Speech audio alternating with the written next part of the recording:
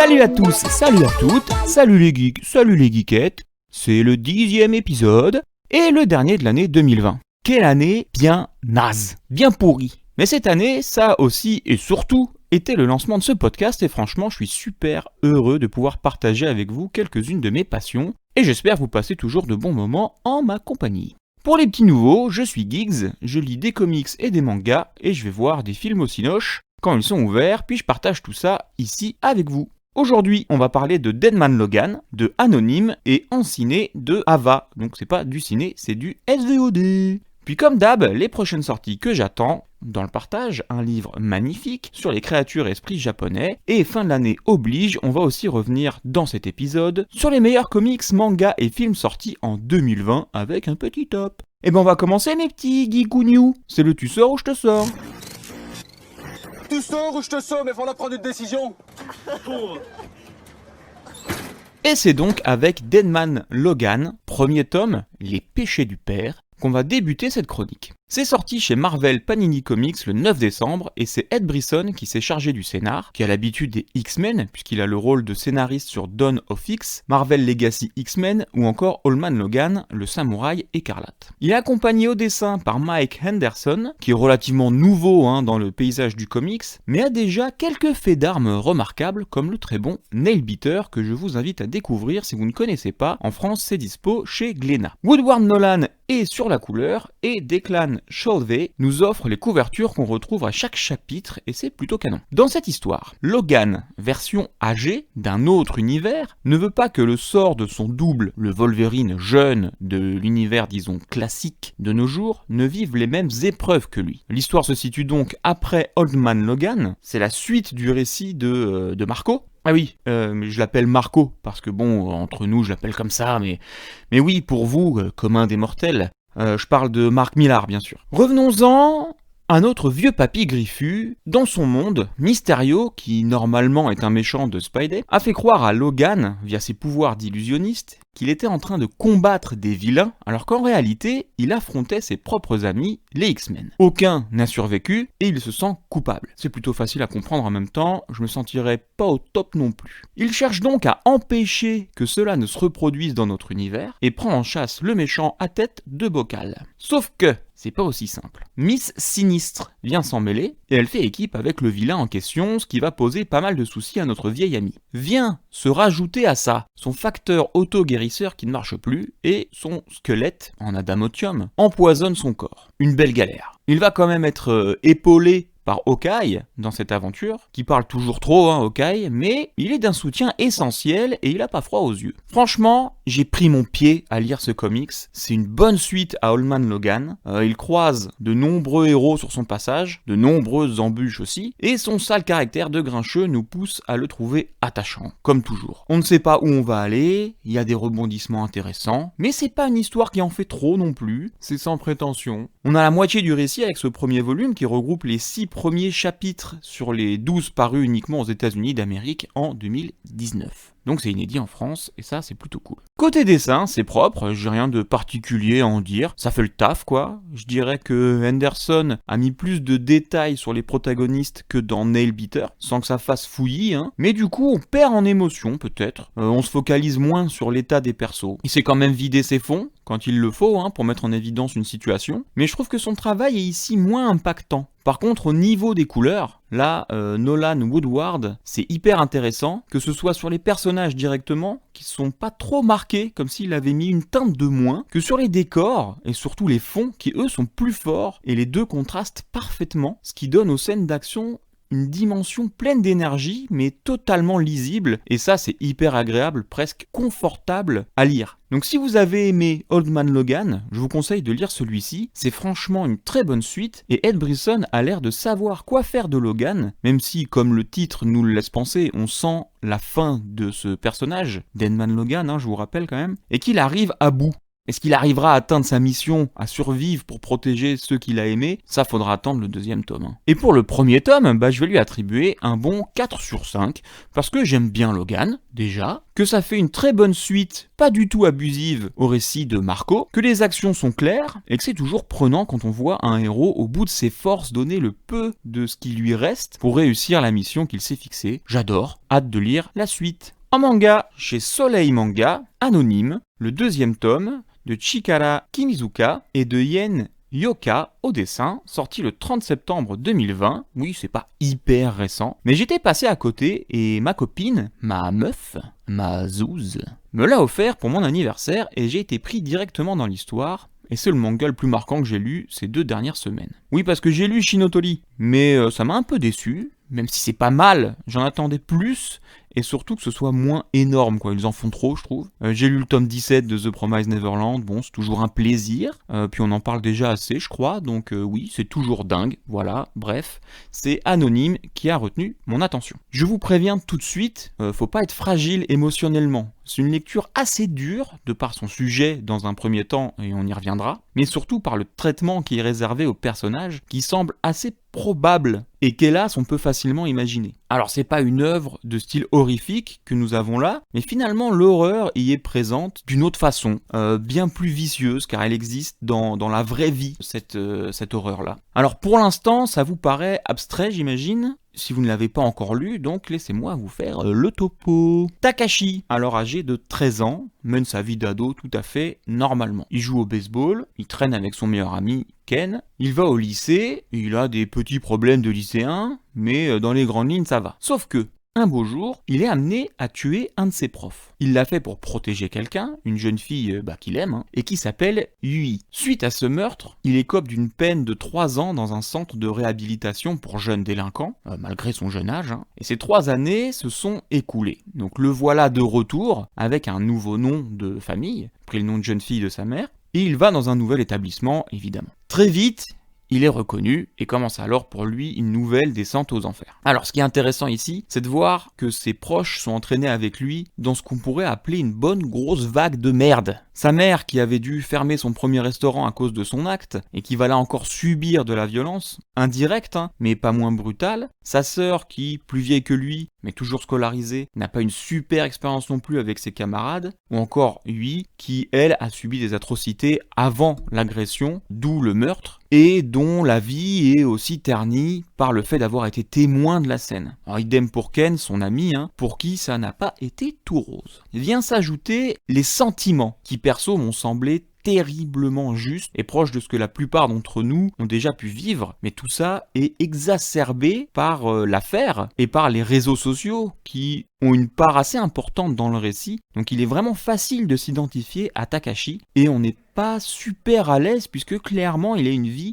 de merde. J'en dis pas plus parce que je pense que c'est ce qui fait tout le sel de cette histoire, plus que l'acte et les conséquences, bien qu'en partie c'en soit une de conséquence, mais c'est sur cette partie-là que l'auteur m'a eu, et je pense peut vous avoir vous aussi, puisqu'il est très facile de s'imaginer dans sa peau. Comment il fait face ? Comment ses proches vivent leur traumatisme ? À quoi ils se raccrochent ? Est-ce qu'on connaît vraiment la vérité sur cette affaire ? Voilà, ça traite de harcèlement, d'abus sexuels, de violences ordinaires, de l'impact des réseaux sociaux, du fait qu'on juge et qu'on est jugé sans procès. Je parle de ça au sens métaphorique du terme. On étouffe assez vite dans ces quelques pages, mais en même temps on veut absolument savoir comment va évoluer tout ça, et on espère qu'à la prochaine page il y aura un peu de positif, ou au moins dans le prochain tome. Parfois on se dit qu'on aurait agi différemment, mais des éléments surgissent, et on comprend pourquoi telle ou telle réaction. Alors il n'y a pas de place au hasard, tout est très bien pensé, à croire que l'auteur a vécu cette situation et qu'il nous la livre, il nous la fait vivre avec lui. Tout ça est subtilement mis en image, c'est hyper propre, on peut facilement lire les émotions sur les visages ou dans les postures,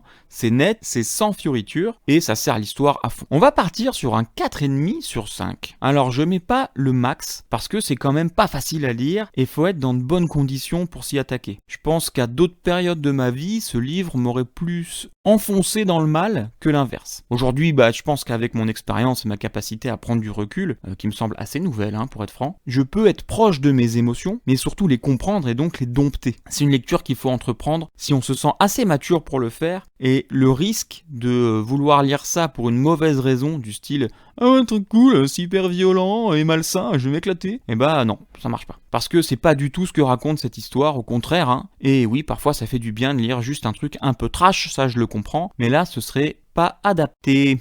On passe au cinoche, et encore pas de salle de ciné, hein. Encore du SVOD. Voilà, je suis toujours pas fan de découvrir des films de cette manière. Le cinéma me manque, les potes. Bon, j'ai quand même regardé des films. Disons que chez moi, je regarde d'habitude des choses que j'ai déjà vues. Par exemple, cette semaine, j'ai pris énormément de plaisir à revoir Jurassic Park ou Independence Day. Et je regarde aussi des films que j'ai loupés en salle, ou des films que j'ai pas pu voir au ciné parce que soit c'était pas sorti en France, soit je suis encore trop jeune pour avoir pu les voir à leur sortie. Et j'ai vu par exemple un très bon film sur Canal Play, Darkwater. Je l'avais loupé, et franchement c'est excellent, hein. Mark Ruffalo et Anne Hathaway sont au max de leur jeu, et l'ambiance, la photo, l'histoire, tout est très bien mené, au top. Coucou le klaxon. À chaque émission je vais avoir un coucou quelque chose, hein. C'est dingue, dans ma rue, c'est l'enfer. Faut vraiment que je trouve un studio. Mais j'en ai pas et j'ai pas les moyens. Mais bon, bref, pour ce numéro, j'ai vu un film plus récent, plus d'actualité, puisque j'ai regardé Ava, qui est sorti le 1er décembre 2020 sur Netflix. C'est un actionneur, quoi, mi-drame, mi-thriller, de Tate Taylor. C'est quand même le mec qui a fait La fille du train ou encore La couleur des sentiments. Il a réuni un casting de dingue, puisqu'il a fait appel à Jessica Chastain, John Malkovich, Common, Colin Farrell et Gina Davis. Ça sonne bien à vos petites oreilles là, hein? Ça a l'air vraiment pas mal du tout, ça donne envie de se lancer dans ce film. Et donc le synopsis est simple. Ava, une tueuse, évidemment c'est la meilleure, mais suite à une erreur lors d'une mission, c'est elle qui va être prise en chasse, elle va devoir se défendre et protéger sa famille. C'est pas plus compliqué que ça. Alors ça commence. Première scène, bancale. En gros, c'est le début d'un film qui passe sur Sci-Fi un dimanche après-midi. Jessica Chastain, je trouve que le rôle lui va pas. Tout sonne faux, de son addiction à l'alcool, sa famille, à son couteau caché dans sa chaussette. Voilà, ça lui va pas de faire la bagarre. Ou en tout cas, les chorégraphies ne sont pas assez bien faites pour qu'on y croie. On retrouve des clichés, vus et revus, du style la meuf qui se dévoile aux alcooliques anonymes, pour qu'on comprenne que sa vie a été difficile. Bon, c'est un truc de série encore, hein. Ça va vraiment pas très loin. Va-t-elle replonger dans l'alcool? Ouh là là, la question de ouf. Pareil, hein, l'addiction au jeu d'un autre personnage fait bien bidon. Franchement, l'entrée d'une salle de jeu gardée par un gorille dans une ruelle, alors que la porte c'est des chiottes de chantier, je sais pas quoi dire de plus, en fait, voilà. Ce film, il fait plus de mal à la carrière d'acteur habituellement bon, qu'autre chose. Rien ne fonctionne, c'est téléphoné, on prend pas de plaisir. C'est long, alors que ça ne dure qu'1h30. Les deux sœurs, donc Jessica Chastain et sa sœur, se sont refilés un mec, Common, qui s'appelle Michael dans le film. C'est bien pourri, là aussi. Les rebondissements, que ce soit sur sa carrière de tueuse ou avec ses proches, sont dignes d'une rédaction de français en classe de 5e. Bref, c'est nul à chier, ce film. Le seul truc cool, c'est la relation entre Malkovich et Farrell. Mais bon, on les voit interagir 2 fois. Et finalement, quand ils se prennent pour des karatékas, ça devient ridicule.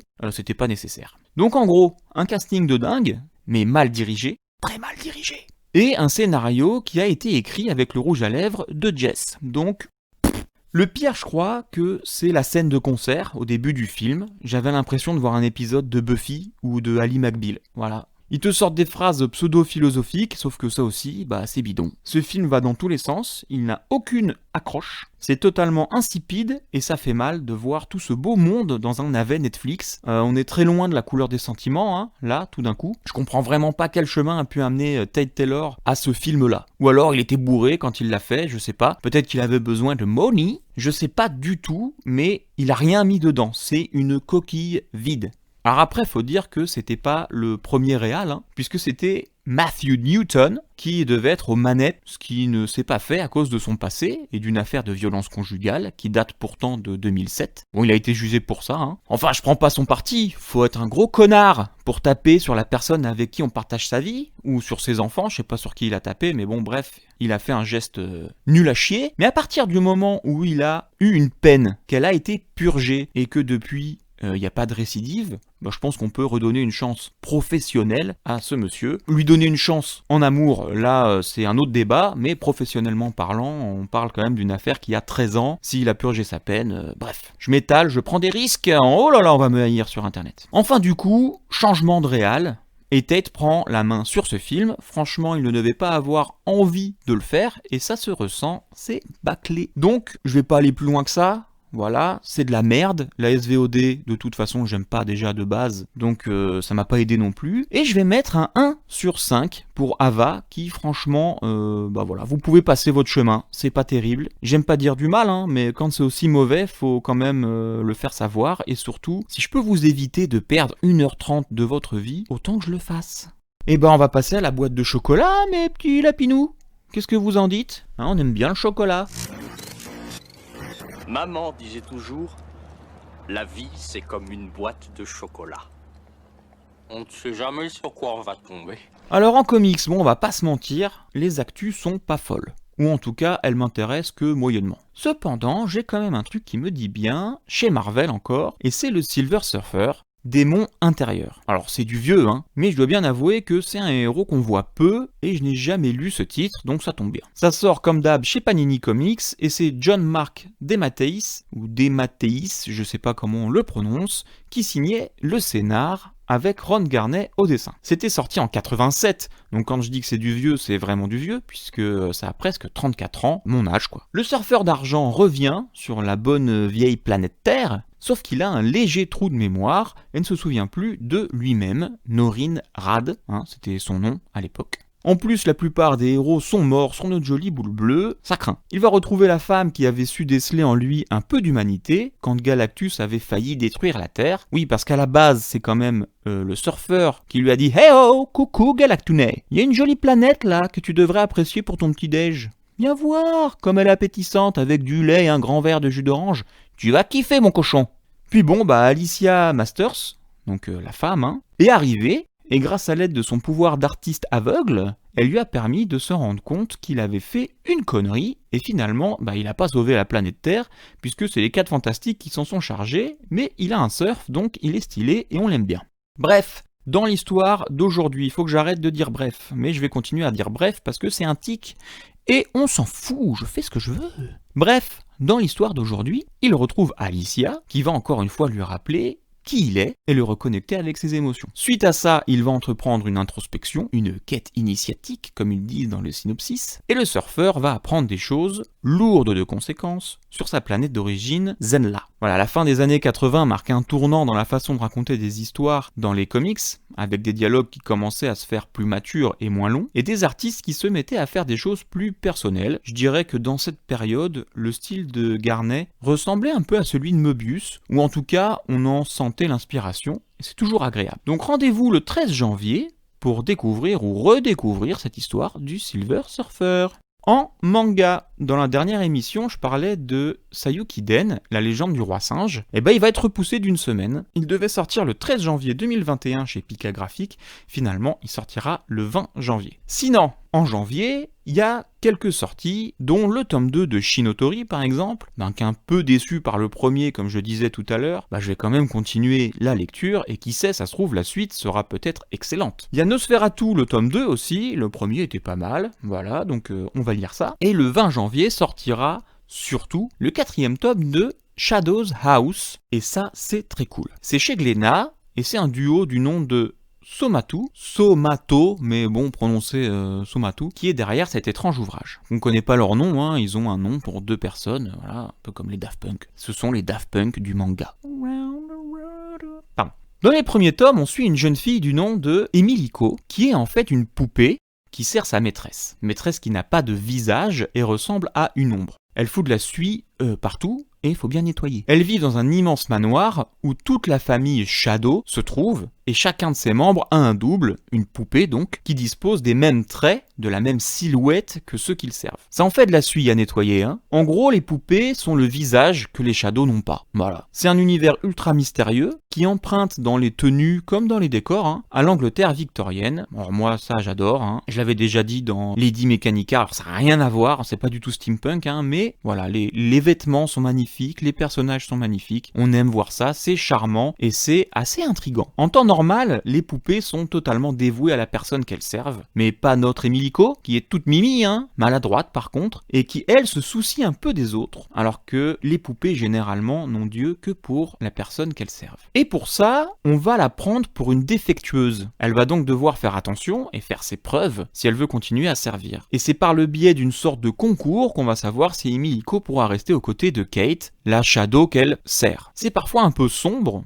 on se fait du mouron pour les personnages, et la vie dans cette demeure est vraiment très étrange, mais c'est ce qu'on aime voir. Alors j'en dis pas plus parce que c'est tout le sujet du manga finalement, et si je m'étale un peu trop, j'ai peur de vous spoiler. Côté dessin, c'est tout mignon, c'est beau, c'est fin, on a de belles pages en couleur au début, c'est intéressant à voir aussi, j'aime toujours quand on voit les choses en couleur, ça nous permet de nous immerger un petit peu plus. Voilà, en tout cas j'ai été piqué, et je veux savoir où les servants vont aller dans le tome 4, et comment va se dérouler la suite de l'exhibition. Cinéma, bon bah écoutez, c'est encore fermé, je m'étale pas plus que ça, on verra bien ce que je vais trouver en streaming pour le prochain épisode, on avance au feeling.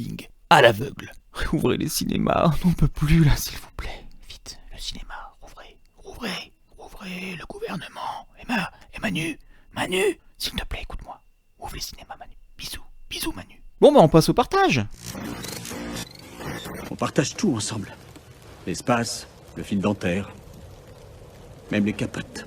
Alors on va continuer à parler de livres dans le partage avec un beau livre qui bénéficie d'une édition magnifique aux éditions Soleil. Je parle d'Esprits et créatures du Japon. C'est un livre qui regroupe plusieurs mythes, des contes du folklore nippon. Déjà la couverture, elle est magnifique, avec une reliure robuste, je dirais, une partie en tissu vert et de jolies dorures, la parcours, faisant réponse à l'autre partie en papier qui met en scène une renarde métamorphe déguisée en femme. Benjamin Lacombe avait déjà réalisé un travail admirable sur Histoire de fantômes du Japon et il continue de nous faire voyager au sein de ces histoires mythologiques, étranges et poétiques, grâce aux publications de Lafcadio Hearn sur ses récits, qui était au début du XXe siècle un voyageur curieux, qui trouva d'ailleurs sa place sur l'archipel, au point d'obtenir la nationalité. C'est rare. Donc Ben Lacombe nous offre des illustrations sublimes pour agrémenter les différentes légendes racontées par Lafcadio. On commence le livre avec une page en transparence. On y voit des petits esprits. Si vous aimez bien les studios Ghibli, vous reconnaîtrez les Kodama, les esprits des arbres, qui se superposent avec un autre dessin, un dessin de femme. Donc si vous levez la première page, il ne reste que la femme. Ça marche super bien et tout de suite on sait qu'on a là un livre qui a été fait avec le cœur et qui nous plonge directement dans un univers mystique. Ensuite, une préface de Matthias Hayek, un professeur, qui nous présente le monde des yokai, qui sont donc les esprits japonais, parfois tout mignons, parfois beaucoup moins. Le livre contient 8 contes, j'ai adoré celui sur le sol vert, et au centre une étude sur les kitsune, avec une page centrale en forme de quadriptyque mettant en scène les 4 saisons, somptueux. Alors les kitsune, c'est une sorte d'esprit renard, ce sont sûrement les êtres les plus connus du folklore japonais, et ils ont tellement d'histoires que c'est sans fin. C'est une des parties qui m'intéresse le plus, de par la diversité des récits, et les différentes sortes de kitsune qui existent. C'est pas pour rien que j'en ai un énorme dans le dos, J'ai un kitsune inari qui me prend toute la peau du dos. Donc j'ai beaucoup aimé cette partie aussi. Bref, encore une fois, c'est beau, c'est complet, et si vous aimez les contes, pas forcément pour enfants, malgré le jeu du yokai dans les dernières pages, ce livre va vous plaire. À la fin, on retrouve des notes, un lexique, je dirais, sur les différents termes utilisés tout au long des pages de cet ouvrage. Foncez vite voir à quoi ça ressemble, j'ai mis une photo sur le compte Insta, et vous pourrez donc vous faire une petite idée. Bon, la fin de l'année est là, et comme promis, on va passer au top de l'année.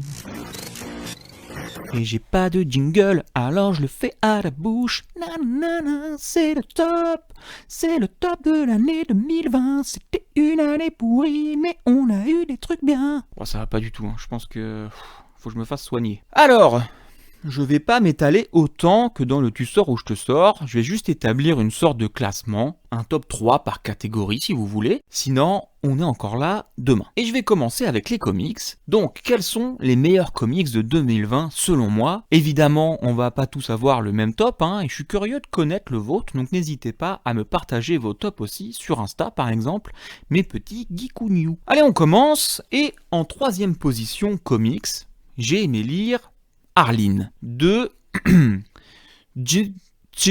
Stepan Sejic. Bon, c'est croate, je sais pas le dire, donc c'est pas la peine de vous moquer, parce que vous savez pas le dire non plus, à part si vous êtes croate. Bon, il a tout fait, hein, le scénar, la couve, les dessins, tout.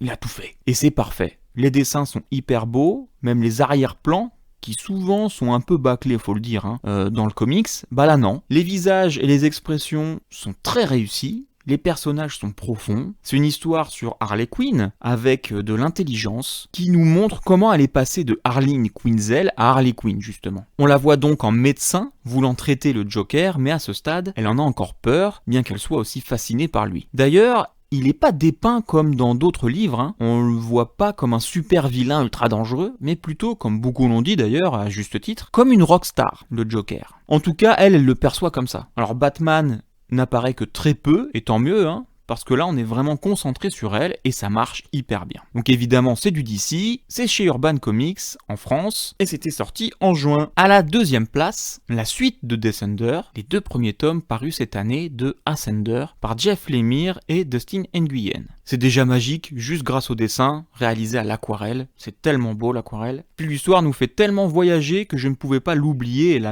ne pas la mettre dans ce top. C'est une aventure aux confins de l'univers, dans des temps que nous ne connaissons pas, et qui mélange aussi bien la technologie que la magie. C'est aussi chez Urban Comics, mais cette fois dans la collection Indies, et le tome 2 était sorti en août. À la première place... vous vous demandez bien ce que ça peut être, hein? Je sais pas si je vais vous le dire. Bon allez, si, je vais être sympa, je vais vous le dire. Eh bien j'ai choisi Spider-Man, l'histoire d'une vie. Chez Marvel donc, Panini Comics en France, sorti en février, et c'est Chip Zdarsky, ouais moquez-vous encore, ouais. Je vous vois, hein, qui scénarise cette folle histoire en 6 chapitres pour 6 décennies. Alors je vous explique. Spider-Man a été créé en 1962, et depuis, il n'a que très peu vieilli, puisque les histoires du tisseur s'adaptent à l'époque dans laquelle elle est narrée. Sauf que Chip a eu l'idée d'écrire l'histoire en reprenant les événements importants de la vie de Peter, mais en faisant s'écouler le temps normalement. Donc entre 1962, où Peter avait 15 ans, et nos jours, Peter n'a pas pris seulement 10 ans comme on peut le lire normalement, mais il a pris l'âge comme nous, et donc aujourd'hui septuagénaire. Comment on vit ses aventures en prenant de l'âge? Comment réagirait Spidey en ayant autant d'expérience? C'est ce que Chip nous montre ici, et c'est une totale réussite. Ils sont pas tombés dans le cliché de faire du style de comics par décennie, c'est donc Mark Bagley qui a fait toutes les planches, avec un style moderne qui colle à notre époque. Moi qui suis un fan de l'araignée, ça m'a fait un peu bizarre de voir ses aventures réadaptées à son âge au début, mais finalement ça marche, et je me suis surpris à être très touché. Et on s'amuse à reconnaître les histoires qu'on avait tant aimées, réinterprétées de la sorte. C'est génial, je vous le conseille les amis. On passe au top manga. En 3e position,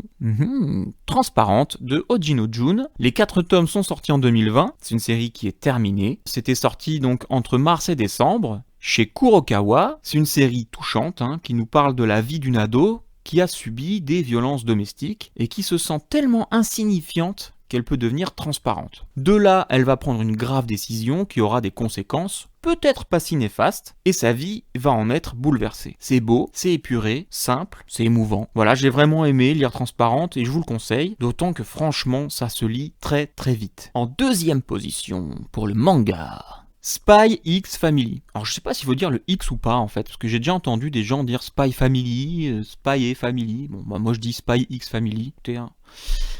Si vous m'en voulez, faites-le moi savoir.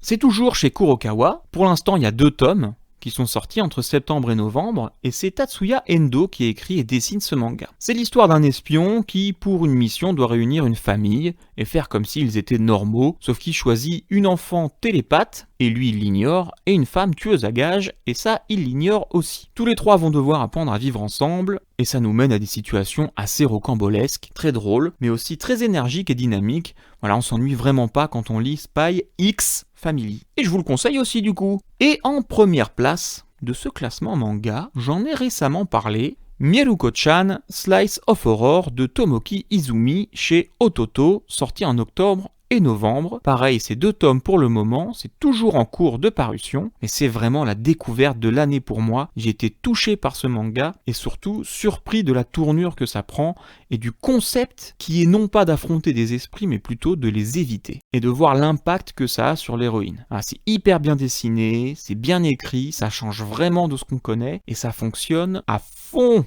Les manettes.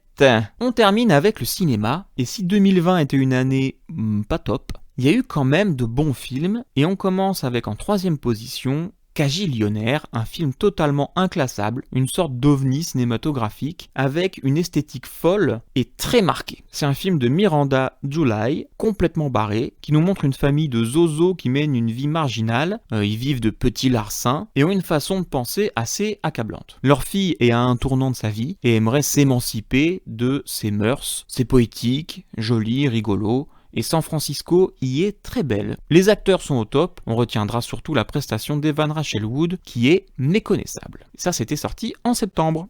À la 2e place, Swallow de Carlo Mirabella Davis, c'était sorti en janvier avec Hayley Bennett et Austin Stowell. C'est un film assez sombre, alors non pas par les images, parce qu'au contraire elles sont très lumineuses et le cadre y est idyllique, mais par l'histoire et le mal-être de l'héroïne qui souffre d'une pathologie méconnue, le pica, qui est un trouble alimentaire. Elle mange des objets quoi. Ça commence avec une bille, puis plus ça va, et moins ça va. Surtout qu'elle est enceinte et le risque est assez grand pour son enfant. Finalement, cette maladie lui sert à reprendre le contrôle d'elle-même, puisque sa vie, on voit bien que c'est son mari et la famille de ce dernier qui la régissent, et ça, elle le supporte plus. Alors, la photo est magnifique, les acteurs sont tous au top. C'est pas très long en plus, ça dure 1h30, et c'est un sujet dur mené avec finesse. À voir. Et enfin, le film numéro 1 de 2020, celui que si tu l'as pas vu, c'est pas bien, et que tu dois le voir, c'est Les Enfants du Temps, un film d'animation de Makoto Shinkai. C'est une poésie en images. Voilà, alors Odaka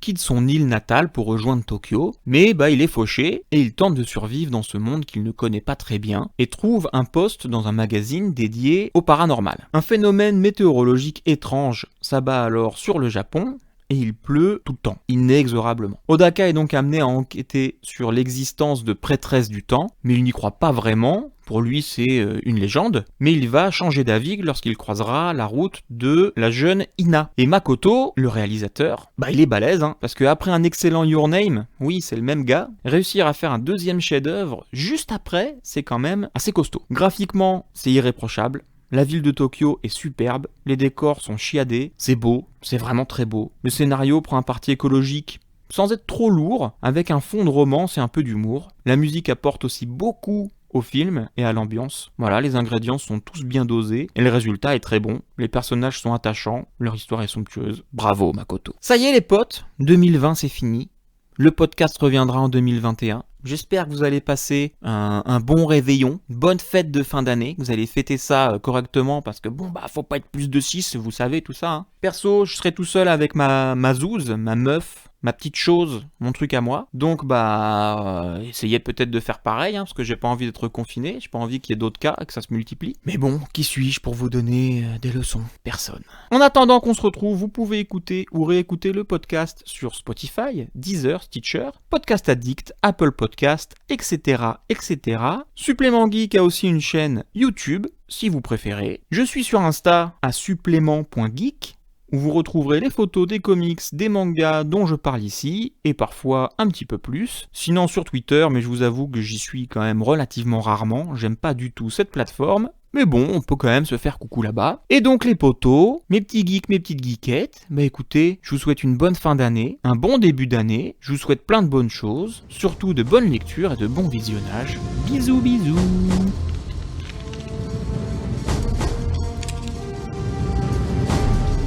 Hasta la vista, baby.